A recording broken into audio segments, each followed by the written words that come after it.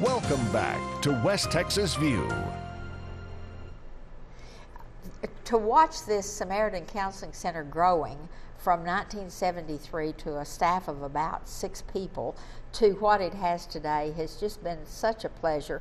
And I want Mark and Chris to talk about, I know that you're so involved as part of the governing body and of having the funding and all of that, but you're the one that actually does the interviewing and choosing the staff members. So talk to us about both the clinical staff, the therapist, your adjunct doctors. Tell us what we need to know. We're staffed by 5 LPCs, licensed professional counselors, all of them with master's degrees or above. We have one person who works part-time in our therapy department, and she is a bilingual therapist and does a lot of our lower income folks and folks who are not English first language kind of clients. We have 4 full-time folks who staff the office out here at the industrial park near the airport. And we have a staff of about 4 administrative folks, and then myself, who tries to run the office and do the best we can. We try to hire the best possible people we can possibly find to be interested in us, interested in living in West Texas and doing therapy with us.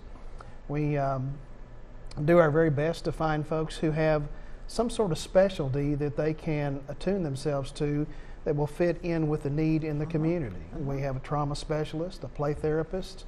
We have someone who deals with sexual addiction and sexual issues in their counseling practice, marriage and family, and et cetera. So we try to find counselors who have some sort of specialization in their practice so that we can fit a need in the community and have as many of those folks come to us as we can possibly find.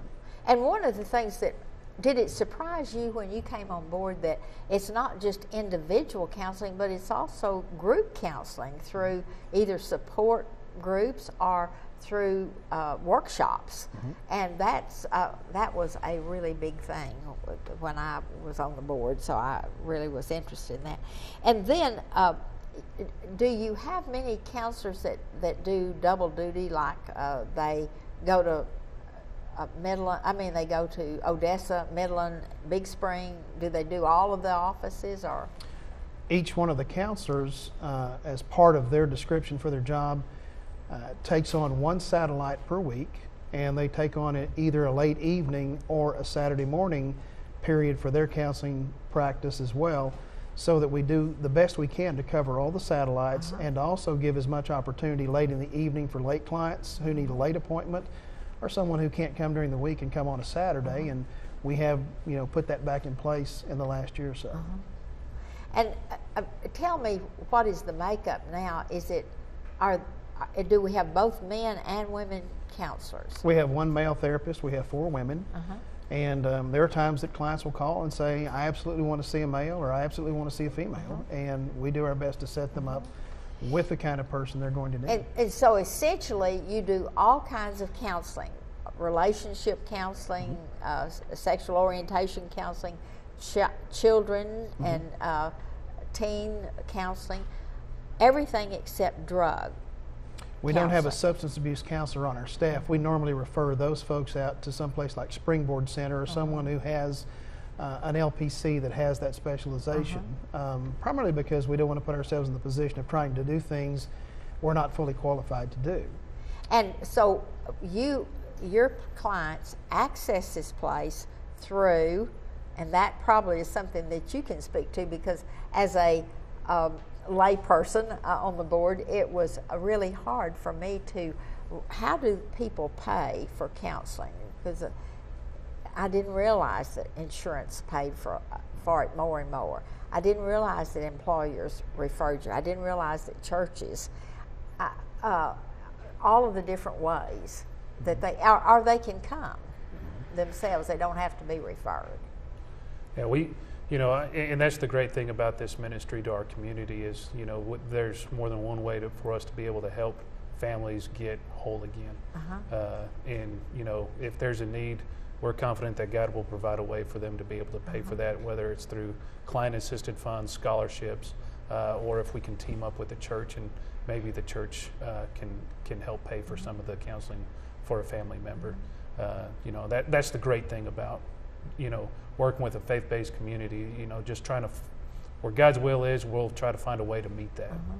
And we must stress over and over again that it's a non-denominational.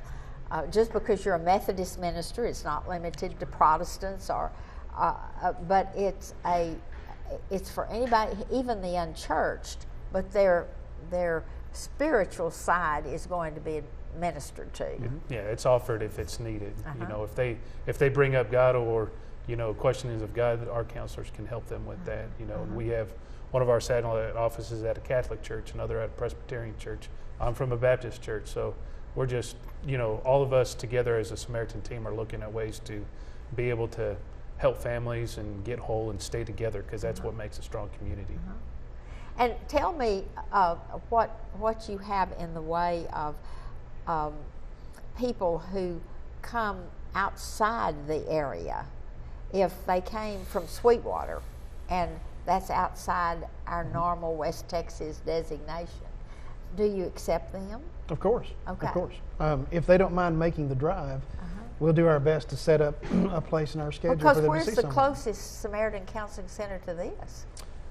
We have Samaritan Counseling Center in Amarillo. We have one in Austin, and we're in between those two. So you're looking at quite a bit of a drive for this kind of service, for a faith-based service associated with the Samaritan. So do you see yourself opening up additional satellites? When we have the funding, you bet your life. Absolutely. Because it's not just opening up a facility, it's getting therapists to staff them. It's staffing it from the administrative side to the therapy side. So. One of the nicest things is that counseling and mental health issues now no longer has a stigma, and people say, I need counseling. And so that's been one of the best things about the Affordable Care Act and some other things that are happening in that part of our public conversation, the public discourse, and things done by Congress now have put mental health needs and issues on the same level as all other medical issues. That's advantageous for those who suffer from mental health issues, and the reality is that sometimes mental health issues don't go away. It's not as though we've had a wound, it's been sewn up, it didn't get infected, it's been healed. Sometimes mental health issues have an ongoing process. And because they can't be seen, it's much more difficult to... And it's hard to say when someone is really healed and whole in mental health arenas rather than, some sort of medical wound or et cetera.